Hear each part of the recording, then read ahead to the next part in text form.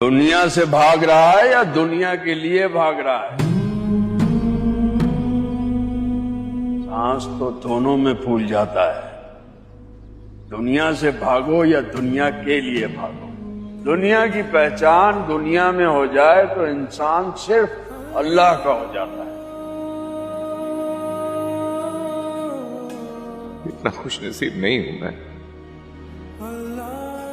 मैं तो अपने अल्लाह को नाराज कर बैठा हूं। ये भी तो खुश नसीबी है कि इंसान जान जाए कि उसका अल्लाह उससे नाराज है।